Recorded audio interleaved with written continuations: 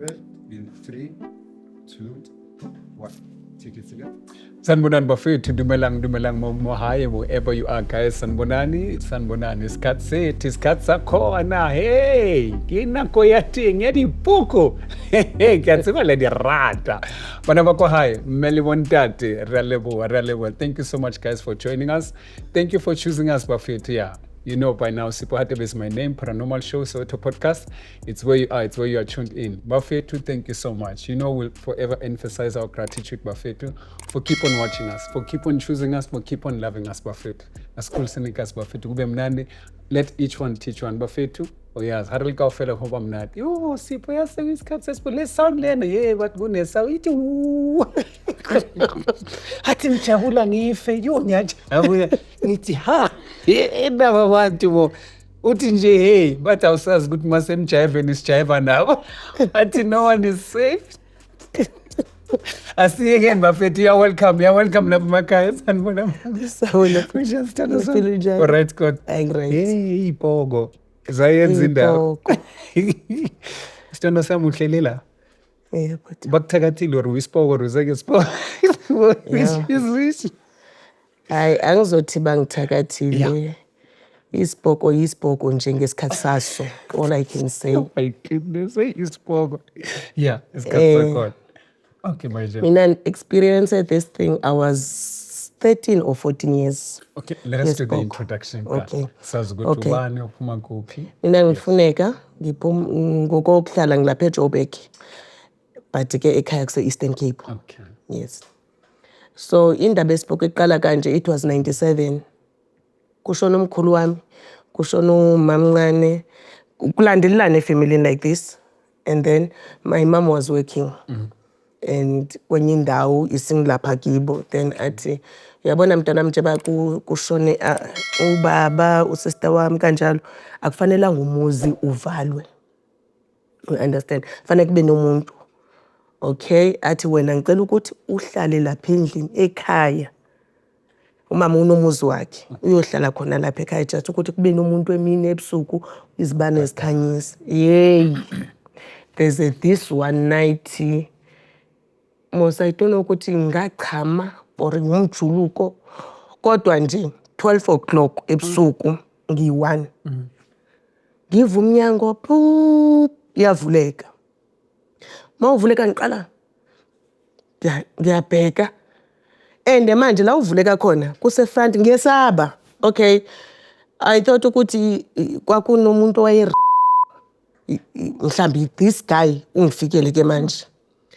But you know what? I couldn't ngayenza. Uyabona mosemakhaya umuzula. That's correct. Ngisesemncane ngizokhala kanjani, isikhalo esikhulu kanjani angikhoni. How old were you? I was 13 years. 13. Yes. Oh. Then ngathatha ingubo ngazivala. Ngashake. Ngijulukile. Uthe mawuqeda umnyango kwalayita. And mina ngicishile. Makulayita yeza manje lento la ikamreni lami la ngilele khona. Mayivuleka I don't know ukuthi kwaye kwenzakalani but ishock engandinayo ngaleso sikhathi. If wawungumuntu ingesiso isibhoko na wazobona ukuthi yabo lo muntu olele la uyisaba. Ngasheka lento yahamba mayifika embedeni wami yema. Athi funeka. Kuthi funeka ungesabi yimi umamncane wami. Ngithi kanjani? Ufunani? Athi ngifuna ukukhuluma nawe. Ngithi ngoba sekunwabile. Athi yebo but angifanga. Ngikhona futhi ngisesekhona. Ngithi manje ufunani? Athi ngizokutshela ukuthi ubheka ingane zami. Ibene ushiya ingane ezingama twins at the age of 6 months abantwana. Ngithi manje mina ngizosibheka kanjani because nami ngisengumntwana. Athi uzobona iplan but ingane zami ngishiya kuwe. Maqeda athi ungasabi unami la endlini yimi lo umamncane wakho. Yes, but ivoice ngayizwa ukuthi nguye kodwa lo muntu simncwabile. Manyange sisifuneka. Are you able to see this person say this is my aunt? It's her, like literally. Ngisaba kwambheka yena wathi vula ingubo uzongibona ukuthi yimi. Ngathi mina angikwazi ngiyakwesaba ngoba sekunwabile. Wathi yes ngingcwabile but angifanga. Ngiyaphila. And then lapha makazodlula lapha efront ke manje kunombila. Yabona mani khiphe umbila emasimini so yes. Niwomisile la. Siwomisile lapha ya. Kanti makakhuluma namangithi mina ngisabungibheka uphethe isitshe esikhulu. Makanishiya kanjalo uya la kulombila ufike uyawenza umbila wakho uyawuqhuba ufaka kulesa sitshe ukuthi thina kuseni sithole seku-ready. Uzoyenza le nto yakhe makaqeda aphinda aphume. Manje akasakhulumi nami uyaphuma aye elayitini afika acishe egesini igesi bese aphume.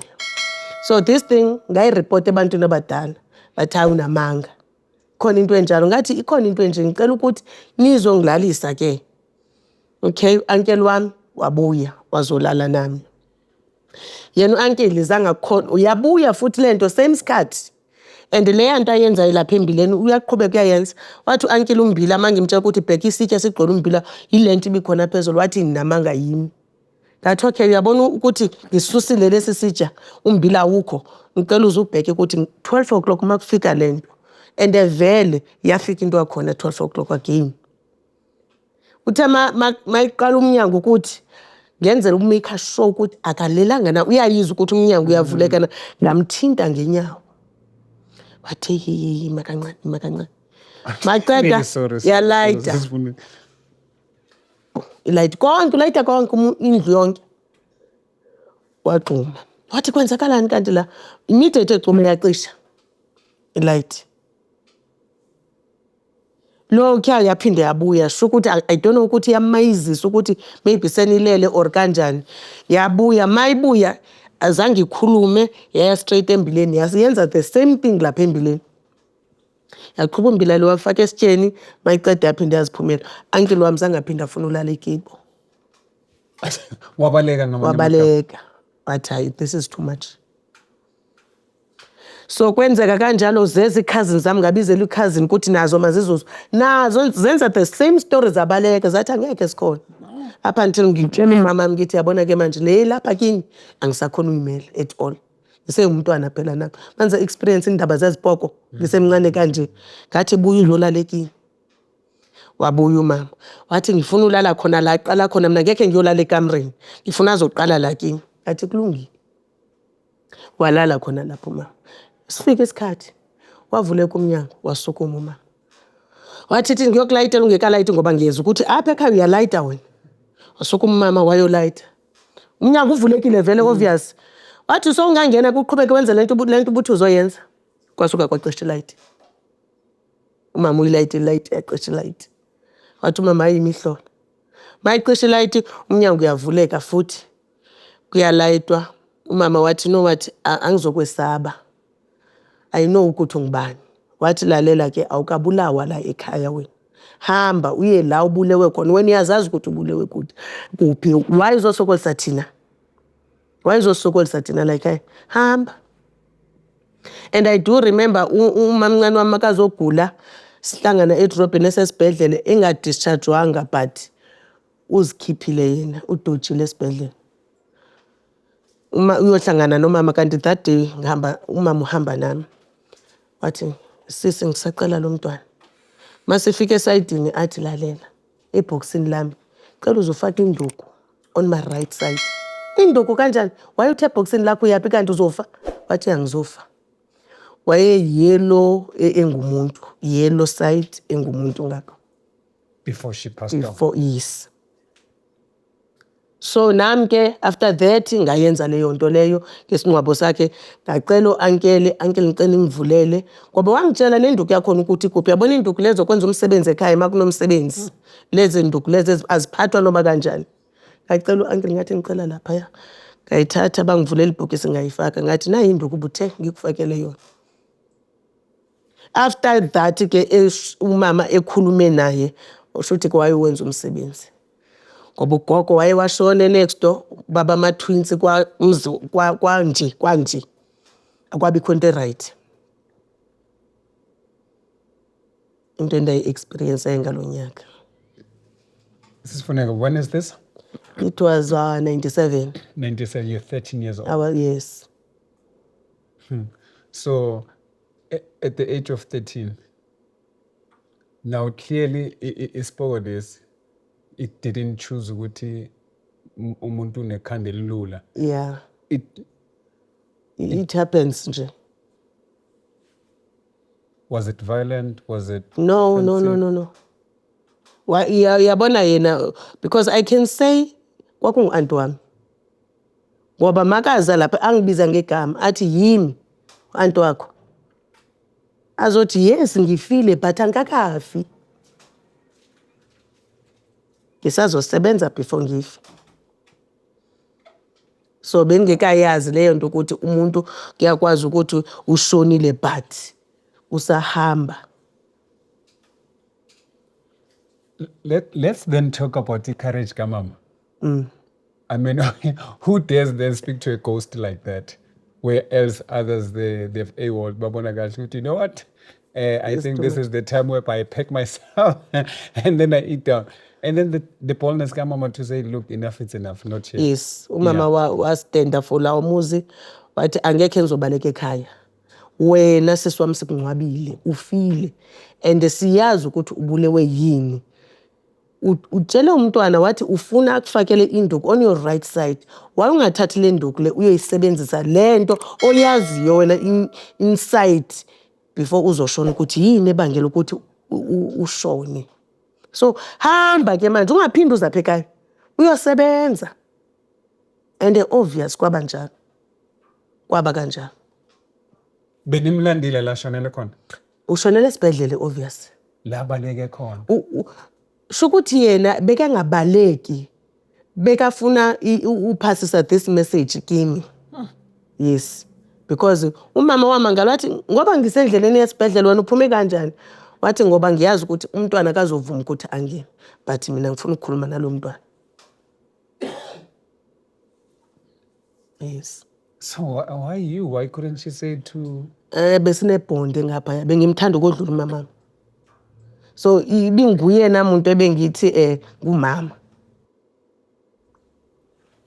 Oh. So she knew if she gave the instruction it will be okay.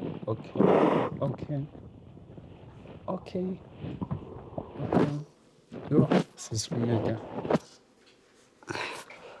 You loved her so much. Yo. Hey, because you want to play sister, no? The old lady that came through Uzi. Uzi. Sis Funeka just reminds me of Uzi. To say, no, that bond and attachment of umzali. Yes. And then that goes beyond death, you know, to say, hey, especially at that age of 13 years. Yeah, Sis Funeka is they're just amazing. So, Cool. but because of being a child Yes. and the fear value that you would have with no, you can't. Yeah. So you never even saw her face with hi. She was still like this person. Ngalendlela engangisaba ngayo. But ngabe ngiyizwe for this is umama mncane wami. Wathi ngiyazazi ngifile but angekafi. Kunento engisazoyilungisa. So ke ezinye izinto besenzeka but I understand ama ngumntana at that age. Unobona but unganotice nje.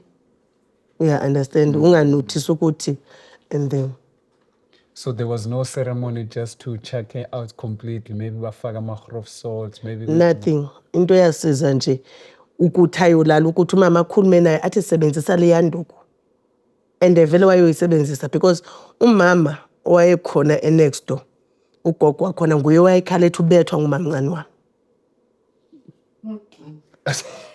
Really? I'm telling you, sangiphela 3 days washona ugogo lo. Because I remember emakabaleka endlini yakhe ekhala sibuza ukuthi gogo ngabo 6 wontambama nje.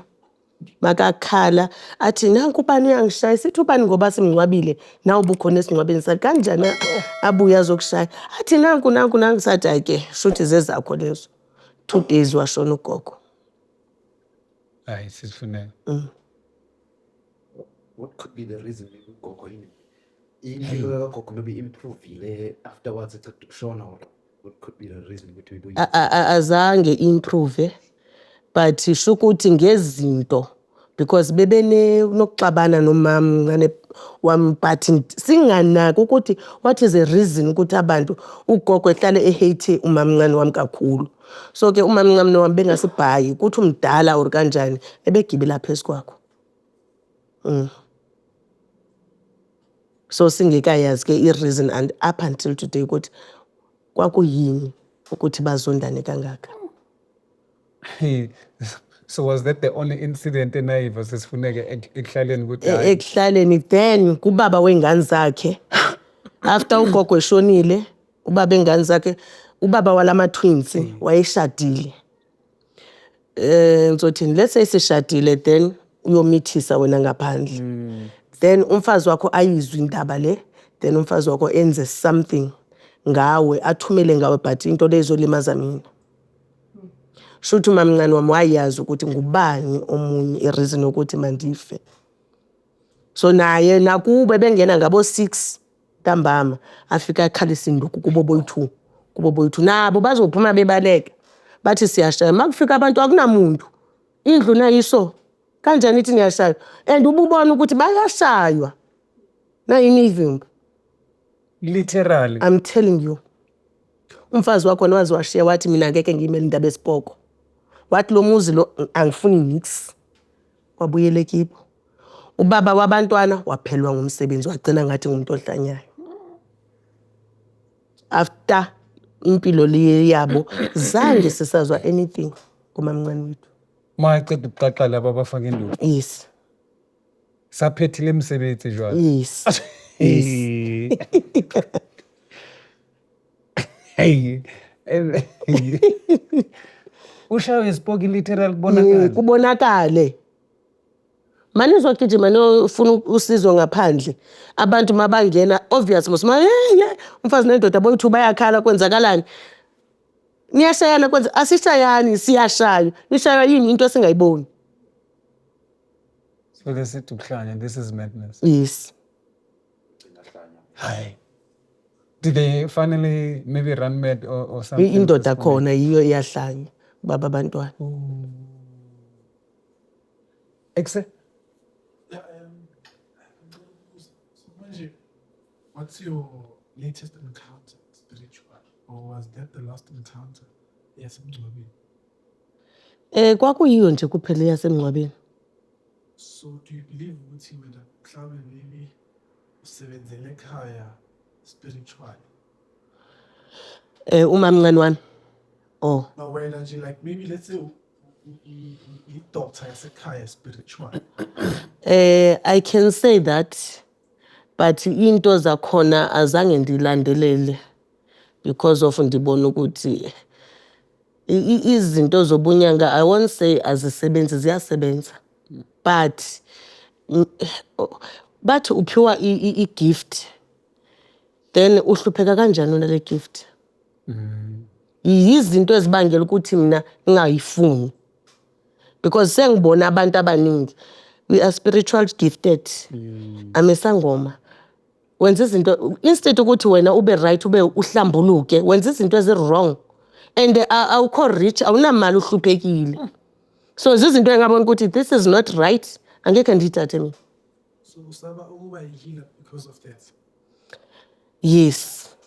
Why want change when change le nto abayenzayo ube uphile life yakho angithi ngizwile lokho ukuthi wena if abantu ababili right uyakhilo uyakhona I was saying it's a little bit because umsiza abantu bakini so fana abantu bakini so why not ukuthi wenzele bona mhlawumbe khona lezo vela mhlawumbe bazothi bazothi khona ozolandela owakini ozothi usisifuneka yazi azange ageze besicela naye nimgeze ngoba washona angagezanga angayenzanga into kahle angazazilandelela uyafuna ukuba yileyo generational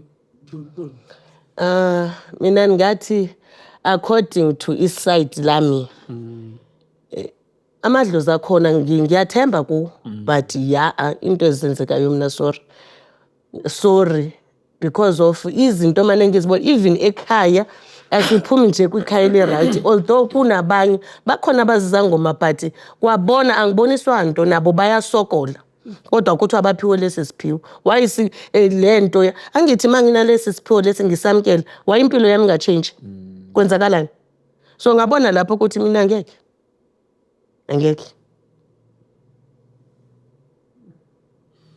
Sisifuneka, as you put it in this way yokuthi, it then brings into ukuthi when you look at isiphiwo versus the life umuntu ayiphilayo, then uyabona ukuthi kuba contradiction. I like the question Freddy that is posing to say, could you then not decided to then do things differently, or maybe trusted yourself, good, you see, Hatem, this, I'm not going to be a version of this. Azange fika mhlawumbe la nto ukuthi I'm going to be a better version of this using this gift that I have, or maybe at one stage you even question the gift it doesn't because of the results that I'm seeing next to me of the very same gift that I have, he has, she has, but life it's not giving.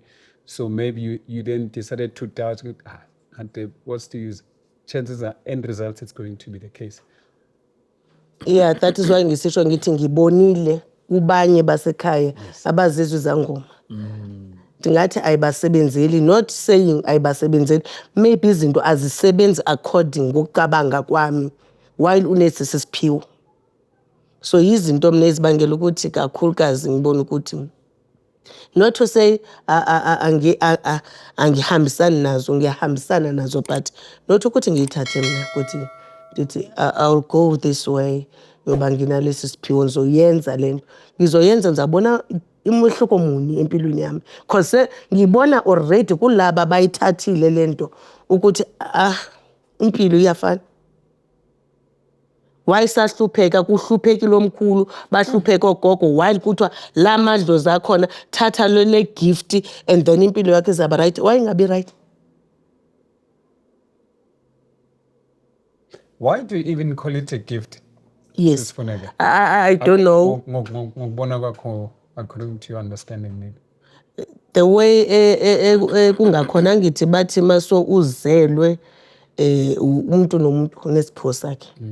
Kube nalesi samadlozi. Ngoba why ngithi mina I won't take it. Even nalowo gogo lowo maybe ongithwele. Yena beke waqala waphumelela. Uthwele mina manje ufuna ngisebenze, yena usebenzile ubungoma. Abomsebenzela ngufehlupheka. So nami ngithathe leyo nto still. Mina manje ngikhula ngibona ukuthi ekhaya kuyahluthekwa. Kodwa kuthiwa kunabantu abanelezi gift leti, but yini umehluko? Fredza. Ukhansala lapho. Mina le ngicabanga kwami. Ngomehluko ukuthi yini echange empilweni zabantu. Let's say let's take it ukuthi siye esontweni, ngihamba esontweni kanje nakanje. Umfundisi athi kimi yabona ngipheni imali kanje mina ngizothola yabona uNkulunkulu uzongibusisa nani yabona ukugcwala yabona openweni. But then we forget ukuthi manifesting goes with uku-actor. Bathi faith without works is nothing. Ngeke ukuthi ngisebenzela ngiyasebenza.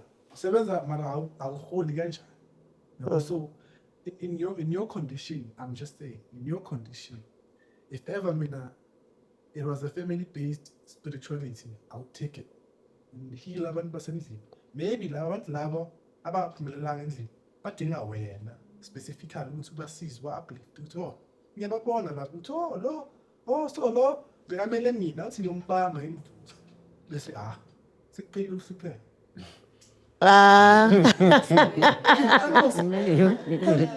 Mina, all I can say other thing, brother, ne? Not to say amandla lawo anginawo wokuthi ndingaphilisa. Ngiyazazi kuke kwenzeka something abantwana bami abayithu lone 14 years umfana. Sasixabene nobaba khona. Kwaya kwinto ukuthi fanele ze ngiyomfaka support ngimse court. Ubaba omntwana makufike eza date ze court usuka from Joburg to EC. umntana manje uqala uyaxhuzula. Into angazange wayenza umntwana leyo. Makaxhuzula mina ngangiqala ubona umntana exhuzula ngilele naye kungabo 6 umama uzoya emsebenzini. Ngibamba umntana ngengale eyi1 then ngiphosa kumama. Umama ufuna kakade umntwana.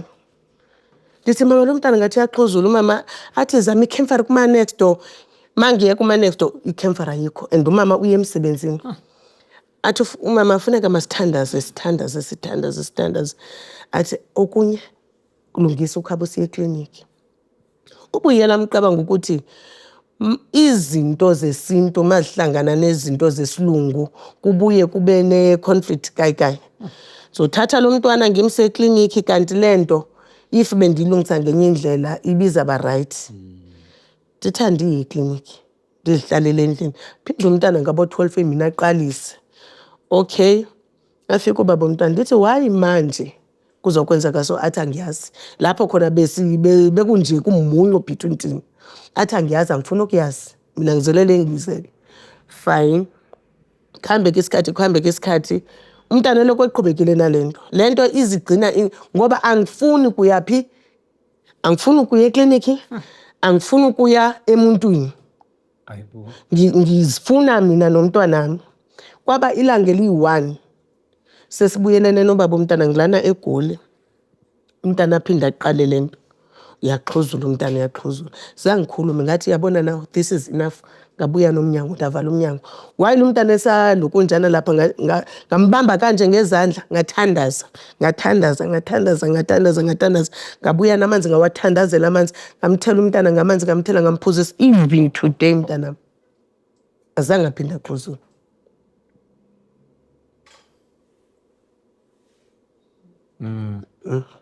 So ilento ngithi ezinye izinto is not about ukuthi anokwazi ukuzenzela and adinyansi umuntu. Mina ngizithemba myself. But into engayifuni yile nansi gift ezangisebenzela intweni engibonile ukuthi kuyahluthekwa kwalapha kuthiwa kune gift.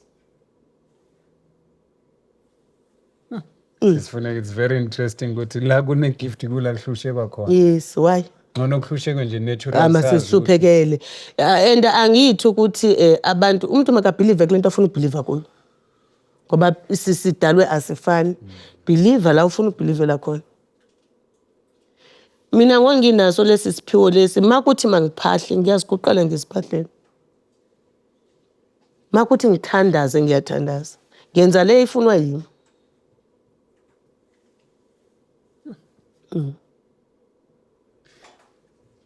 Ngicela ukubuyisela emuva kancane just in closing sisifuneke. When the child eqala elona ethukubamba ilesigulo lesi, didn't you at one stage suspected ubabakhe ukuthi hayi maybe there's a hand off? Yes, that is why ngabuza yena. Yes. Ngathi all this time umntana beka right, umntana wazalwa ingazange waxhuzula.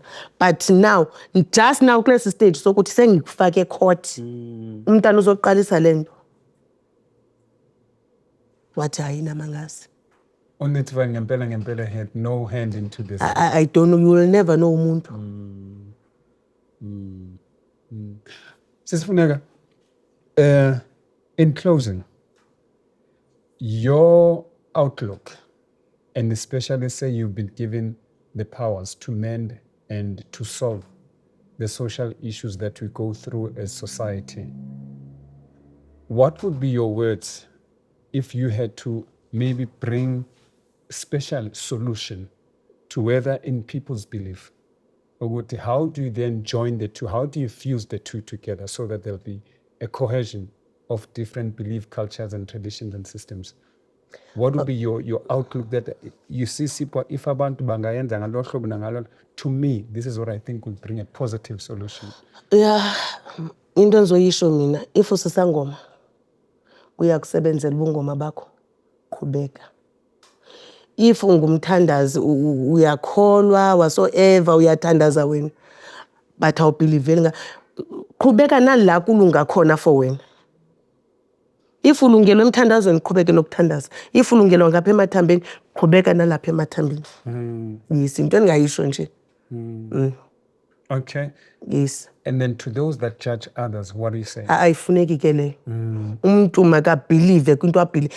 Do you think mangithi ngibelievela kule committee uzothi wena hayi ungabelieveli kule committee kuba wena this cup ayikusebenzela? Mina if this cup yangisebenzela why wena uthi ngingabelieveli kuyo? Believela la kusebenza kakhona. Buffett, wow. I don't know sometimes how simple things can be so difficult in how we perceive each other and each other's backgrounds, believe in everything. You know, that is why just a very, maybe this is not a simple question to some other people. We are forever judging in Kolumunyumund because you want to advocate for yours to be more superior than mine. So if maybe we can be open-minded on that note, if you don't believe in what I believe in, why can't you find a common ground? Say, Siga, do you, I do me. Where we can cross path, let us cross path maybe in terms of cohesion and living well together. But your gift, whether you call it a gift or whatnot, as long as we're able to live and coexist. Because I wish to see ourselves in that space whereby a lion and a sheep can coexist together. Yeah. Because it will be based in love and respect. Exactly. To say you practice your thing as long as it doesn't infringe my belief. Yes. So I don't know. I'm hoping for that South Africa. At one day, I'm hoping for that nation with irrespective of what you believe in, based on your different faith that you might come from, I will still love and respect you as a human being. Bafethu, do you contradict it? Do you believe what she says? If the story that is similar to hers, Bafethu, that you want to share with us, please, Bafethu, don't forget to like, subscribe, hit that notification button. Let us know, Bafethu, the seat is open for you.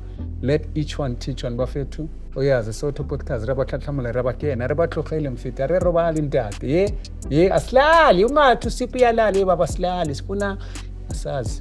Niyafuna na uyafuna. Mole lang lal. Mole lang yang. Janyiwe South Africa. Bafethu Santan. Soto podcast na riteng Rabatlamara. Bafethu. Alisalang kamocha Bafethu. Raleran. Ayoba. Sis Vanega. And Kostisam. Thank you so much for coming through. Thank you so much. Yeah, no.